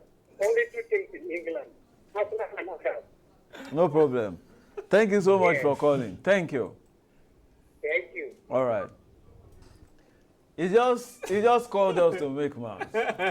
He just wanted to show us. No, so he's already showing us Pepe. You now decided to come and borrow him salt. I don't understand. No problem. No, so it's over to you now. Tell us, if you're going to rate your top, 5 signings of this window so far, what will it be for you? Funny enough, I'll mention a name that nobody has mentioned. And I think the guy is a great signing for Chelsea because Chelsea have lacked an out-and-out striker that is a striker, not a striker that is always floating around, a striker who stay in the box and score a goal. And that's why I think my number one pick has to be Danny Welbeck. Unpopular name, but I think he's going to be a joker. Watch out for that guy this season. The boy could play spoilers to so many teams' aspiration, usually playing behind some of the good midfielders like Morgan Rogers at Chelsea. Number 2, not sounding cocky, it has to go to Guimaraes. He's the best, one of the best, midfielder in the league. And the boy can play, he can do a little of everything. Defend, attack, work hard, help out, free kick, set pieces, corner kick. The boy is a revelation. And is at the peak of his career at the moment. Next player, I know another unpopular demand. This guy mentioned him and said you guys should watch out for him. Palestra, the right back for Chelsea. I think he's a very good player. I've watched him so many times. When he was at Atlanta, a very good player. He would then allow this guy the ability to roam, Reece James, to play more in the midfield and of course roam more as a center, maybe one of the 3 center backs. The boy is a good right back and he has a good delivery as well. Hopefully, Danny Welbeck will feed off from those deliveries, those crosses for Palestra. Next for me, I don't like talking about Tottenham Hotspur because of my affiliation with Arsenal, but I think this guy, Tonali, needs a mention. He's a fantastic player at Newcastle. If there was something Tottenham Hotspur needed, he has to be him. The boy has shown that he can play. The boy has been fantastic and also showed quality as well. My final pick, I know nobody mentioned him. He had a good time with West Ham. There's many names I would have added to this list, maybe a Morgan Rogers, but I think Rogers coming to a big team, he needs to prove to me that he has what it takes to play for Chelsea and play at the highest level. So I will pick a name from West Ham, the guy that moved from West Ham to Tottenham Hotspur, talked about Mateus Fernandes. I think the boy was a revelation at West Ham. I think he's a steal for Tottenham Hotspur. We all thought he was going to go maybe to Real Madrid, but Tottenham Hotspur snapped him with a huge amount of money. And I think that's a big deal for Tottenham. So I feel for any team who will play Tottenham Hotspur when they hit their stride. They will hurt you. They'll cause you pain. They'll bring tears and reproach to your doorstep. If they can find it, if they just find it in them to get a cohesion, to get just gel very early in the season. But if they don't, again, which I think they would not, it will take them 1 or 2 more months. But when they do, you don't want to travel to Tottenham Hotspur Stadium because those guys can be absolutely lethal. All right, no, so I do understand that it's almost time for you to leave. I will just ask you this very quick question, if there's still time. I want to ask you about Arsenal, Coventry City. All City, Manchester United. A quick one. What do you expect? Just tell me the results so that I can move to the next one. City, Manchester United. City, Man City, U. Man United very clearly. I think City will beat Manchester. Yeah, all City, Man U. I think Man United are favourite. That's what I'm saying. Hull City would lose to Manchester United. Man United in a good place. Everton, Crystal Palace, very good. I think apart from the Everton, Crystal Palace. I go with Everton. Crystal Palace lost their manager. Everton are in a good place under David Moyes. All right. For Arsenal, which I have to say, Sunderland. Ipswich Town, Sunderland. Wow, I'll go with Sunderland. I don't think that I knew. I'll go with the team in the league, Sunderland. All right. Nottingham Forest against Leeds United. That's a tough one. I say a draw in that one. Both teams will share. All right. Brentford and Tottenham. Brentford, Tottenham Hotspur. I go with Tottenham Hotspur. I know Brentford are playing at the community stadium, but I go with Tottenham Hotspur. All right. They must not lose that particular game. What of Brighton, Aston Villa? Brighton, Aston Villa. That. Brighton, Aston Villa. I go with Aston Villa. When Emery is cooking, they'll go there to win by 2-1. I see Brighton scoring as well. All right. Manchester City against Bournemouth. Man City win all day, every day, and twice on Sunday. It's going to be a more than 4-0, Man City. Newcastle, Liverpool. Remember, Chooks is in the studio. I'm sorry, I'm not a bearer of bad news, but I can't be hearing bad news. I think Newcastle will get a result. It will be a 2-2 draw at the St. James's Park. Fulham against Chelsea. Ignore the fact that Dante is here. Dante, I'm a fan of yours, but I think you guys will draw points against Fulham on the first day. Thank you, Nonso. It's been quite interesting. We'll send you a new tailor to reduce your shoulder pad so that, I think by December we will have another show, a mid-season review, so that we can come for you a proper. This your shoulder pad is too high, but no problem. By December, we all understand. 3-0 tonight, big win. Nonso, Mister, if it's not broken, don't fix it. Thank you for joining us. We do hope that Teta will not fix it so far it's not broken this new season. Thank you. Thank you very much. And remember that you're always welcome all day, every day, including twice on Sunday. Absolutely. Welcome, brother. Welcome. All right. They keep calling us. Let's see if it's not an Arsenal fan again, trying to tell us that they will win the league. Hello, and thanks for joining us on the show today. Thank you for joining us. Your name and where you're calling from. Please turn down the volume of your TV. Good afternoon, guys. Once again. Thank you. Go ahead, please. Do not listen to the voice you hear after this. My name is Ali Baba once again. I want to talk about Arsenal. I want to talk about Arsenal. Are you with me? Hello. All right. You just have to make do with your phone. Ignore the TV, and I don't know how to say this. Once you get the opportunity, once we tell you, go ahead and make your contribution. There's no feedback that you need from us again. Please, just continue. It's frustrating when we tell you to put down, to turn down the volume of your TV, and you don't get to do that. Please, we're giving you the opportunity to call us. Do know that when you're calling us, you have to make do with the audio of your phone. If you're calling us again, please, we're begging, we're pleading with you. Thank you in advance. All right, good afternoon, and many thanks for joining us.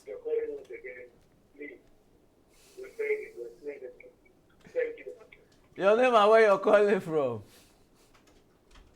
Good afternoon. I'm Obina calling from Abakaliki. What do you have to say, Obina? Welcome. Thank you for joining us. Okay, I'm enjoying you guys' conversation there. It's very nice. What I want to know is about Man United. The colors, the label, if they have signed him. And Tottenham, I enjoy Tottenham transfer this season. That's now. They did well. That guy that got from Newcastle. When Man United lose out on him, I was very, very angry. They did a good business. All right. All right. I want to know about this Cameroonian guy. Okay. If Man United has signed it. No, Thank you very much. thank you so much for calling. We do appreciate, the way Manchester United, the way they are operating at the moment. They don't give much information to, outsiders these days. So you can, you just get to know that they're about signing a player, then the next thing is presentation. No rumors around Man U moves these days. So we've seen the report that, a fee was about being agreed and, they were closing in. Don't be surprised on Monday if they unveil a new player. It's very much possible. So let's keep the space there. All right, before I take it to all this, my guest on the show, we just need to go. Manchester United, they get to play at Liverpool for the very first time this season. But before we talk about that, Chooks, somebody said something, and I will put the question to Dante. This time, Emmanuel is not, involved. They said Newcastle will pick a point, at least a point against you, Chooks. Do you agree? No, I don't. It's going to be a win for Liverpool. It will be a win for Liverpool. Yes, against Newcastle. Dante against Fulham. What do you have to say? I do believe that we will win because Fulham they are going through a lot of changes, so okay, as well as us, and we are a better club. So I do believe at least a 2-0 or 2-1 win. All right, Emmanuel. I want to give you this question, and it's really going to be interesting. You're going away to Anfield. That will be November the 21st. Are you going to continue with that tradition of making Liverpool your girlfriend? That tradition, I don't think we can call it a tradition because playing Liverpool is always a difficult game any day, any time. Even though in the last 5 games, I think we've had a very good run against them. 2 wins, 2 draws, and a defeat against them. When you look at both teams are in transition at the moment. They lost the manager that won them the league just a couple of seasons ago. There's a new manager. This is his actual first big club as a manager. And then there's also Michael Carrick. Michael Carrick understands his tradition. But then one interesting thing about this manager at Liverpool is the fact that he understands how to play Manchester United. And with teams other than Liverpool, he's been able to deal with Manchester United on several occasions. So I fear for something there. They have a manager that can beat Man United. And he is with a team that has been beating United in a while now. And he's up against our most bitter rival in the English Premier League. So that's the most objective I can be about the whole thing. But if it is... And you get to play them again at yeah, Old of course. Trafford in January. Absolutely. November, January. January is actually the month of my birth, so I don't think the Man United wants to give me a bad So you feel that's going to be So a I win? think we're going to win that. But the first leg at Anfield, I think it will be a score draw. Either a 2-2 draw or a slim victory for Liverpool. Chooks, do you agree? Well, I think, first of all, you were wrong when you said Liverpool is their girlfriend. Because I know their latest girlfriend. I think yeah. Because I remember in the last couple of maybe 3-4 seasons ago, we were. They were collected. 7-2 with baskets. So I mean, if in recent games they've actually topped us. But you're talking about property too now, and they said I get them before, no be property. Yeah, but it wasn't even a long time.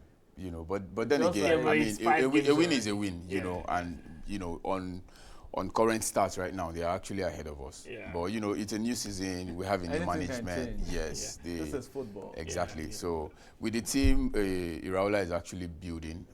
I think this season a lot of teams are You know, Anfield is What do you naturally expect? very You tough know, ground. because time is not really on our side now. The home game at Anfield, is it going to be a win or a draw for It you? will be a win for Liverpool. When you go to Old Trafford in January. We'll probably push for a draw. All right, it's interesting because you're going to play Chelsea in December and May. So in case maybe you're about winning the Premier League, Chelsea will be waiting for you to spoil the party. That's the What do you beauty expect? and exciting thing about the league. There's always one couple of few big games waiting for you, you know, at the tail end of the season. So if you are at the verge of actually, you know, clinching the league, you have to go through all of these hurdles. You have no choice but to face them, you know, head on. Yes, that's what it is. And there's this thing. If you're actually at that point, you need to actually be very confident of the fact that if you want to win the league, you have to play the best teams. So Dante, now it's time for you. Let's start with this man beside you. December, May, could it be your turn to turn things around? Yes, I think. Yes, you're not too I confident. think here Liverpool, they have a really good team, but I don't think. Obviously, matches against. Because we saw, like, especially that last minute goal by Starval last season. Yes, they are. Even when Chelsea were not informed. Exactly. Big six matches, they are always unpredictable, but you have to have confidence. Liverpool, I do believe that probably maybe 1 win, 1 loss, or 1 win, 1 draw. But one team beat all of them last season. Manchester United. All right. Well, it's a new season, so let's see how it goes actually. New things, and that's really going to be interesting. That's really going to be interesting. Let's talk. You know, I think you should. What do you expect? Both matches. You feel it's going to end in. You're going to win both, Stamford or Bridge will win. or Probably. then you And could then- draw away at Anfield. Yes. Wow. Now Chelsea and Manchester United. You know, I'm being told the first game is coming, you know, at the last Saturday of October. So, what do you expect from that? I expect Chelsea to win at Stamford Bridge. Which is October, Yes. okay? But I prefer we win at Old Trafford because it has been a long time since we won at Old Trafford. Old Trafford that they will soon leave. So, So they are trying to make yes, more memories. We definitely have to win at Old Trafford this season. That is what I would love as a Chelsea fan. One of the biggest games of our season because it has been since 2013. And yes, at Stamford Bridge we beat them 2 seasons ago, but we still have to beat them because they did a double against us. Emma, is it true? I really don't see Chelsea are not at the level they used to be. I don't see them getting a result at Old Trafford anytime soon. They really need to come back. Yeah, I don't see that happening anytime soon because in terms of, if you look at both teams, there's just one that still is sees itself as a big club, still working in that direction. But Chelsea, I think a lot has changed in terms of how they. We just need to go. pictures I can itself. see, you know, a lot of calls that you know we've missed, and you know, want to appreciate everyone who has called. You know, in 30 seconds for everyone. Let me start with Dante this time around. Dante, where will Chelsea finish this season? No Champions League. 7th or 8th, that'll be fair. Dante, don't let them. I'll say third. Third. Where? How? How is that even possible? We will see at the end of the season. How now? Okay. We will see at the end of Oh yeah. Now it's your turn. Wait, Choose. is it Premier League or Nigerian League? Which one? Okay, Van Dijk, Araujo, Frimpong, and Keke is talking. Okay, Liverpool will finish top of the league. Top of the league. Wow. You win the league. With Yes. Frimpong and I Keke as like fullback. the fact that we're recording these, so we'll play it back for you. Yeah, we'll be at the top of the Emmanuel. league. Premier Yeah. League champions. I think this is one question that allows me to be biased. We'll be Premier League champions. Oh, wow. If Liverpool with Araujo and Van Dante, Dijk will win I the have league, Dante, I think we've got what it takes to even win the championship. Do I give you the chance to predict again? Now I'll stick with my prediction, but we will come at the end of the season. Oh, I just as we're going, I will just maybe one lucky caller to just give us the prediction for a team that is not Arsenal, that is not Man U, There's no Liverpool. Sorry, and how there's no many Chelsea. seasons now without the league? I think 13, 2017 was 13, the right? last. 10. No. It's 10. It's more. How many for Chelsea? 2016, 2017. The one after Leicester. Exactly. Premier Yeah, League. the one after Leicester. Yes, that's true. I think for Man United is. I think it's the man that should not be part of that conversation. Not us. All right, our last caller for 13 today. years. Thank you for joining us. Your name and where you're calling from. Thank you. It's Rosen from Boy State. Thank you for joining us. What do you have to say, please? All right, thank you. I enjoy your show. Thank you. That prediction, that make me to call again. The Chelsea guy that said Chelsea will finish take out. I was laughing. Why? Okay, he wants to defend his club, but I go for Arsenal on top. Maybe Man United coming second and Liverpool third. Okay. Thank you. What of Man City now? Man City maybe we find them on fifth position. Well, Arsenal, Chelsea, Inco. Where are you going to put Chelsea? You know what? We just have to come back. Like even the fans don't believe that Chelsea has gone with it. Dante, I'm supporting you that, the God of football will support you to shame them. Yes, no worries. Because the way they've attacked Chelsea today, I don't know what has been Chelsea's offense. And there's one man that came with his shoulder pad, as if they just put the latest phones in the world there. But it's okay, it's okay. Guys, I want to thank you. And of course, it's always beautiful. The Premier League, season is upon us. We've been waiting for this. And one of the things we enjoy about it is the banter. Maybe it's Liverpool that will celebrate come May. We'll celebrate with Chooks. Or it's going to be Manuel who will be celebrating. We'll celebrate with you. And if it's Dante that will shame the people who have tried to bring him down, we'll celebrate again. And if it's the man with the shoulder pad that returns with an even bigger one, no problem about that. Guys, thank you for joining us on the show today. Thank you. Nice to be here. Thank you so much. I've totally enjoyed the company of Dante Abu. Dante Abu, a Chelsea fan, and of course, a sports analyst with Plenty Sports 24. Thank you for joining us. And of course, another sport analyst, a stand supporter of Liverpool, Chooks Egogo. Thank you for joining us today. Nice to be here. Our Thank you very so own much. Emmanuel Chizorum decided to don the jerseys of Manchester United today. Thank you for joining us, Thank you. Emmanuel. Appreciate it. All right.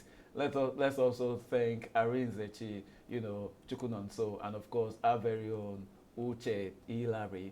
It was interesting to have them both also on the line today. All right, that's been our preview show. When it comes to NTA Sports 24, we tell you that we always deliver, and that is what we'll be delivering for you all through the season. It's been a beautiful show. Thank you for joining us. I'm Badi Adeleye. See you some other time, and do enjoy the new season. It starts tonight, and of course, matches will be live on NTA this new season. On behalf of the entire production crew from our busy at the Moshood Abiola National Stadium in Abuja, thank you for joining us. Enjoy the new season. Bye for now. Becomes second to the colour of a shirt. There is no certainty. It is the league we want to watch. It is the league we want to watch. And that's kind of it.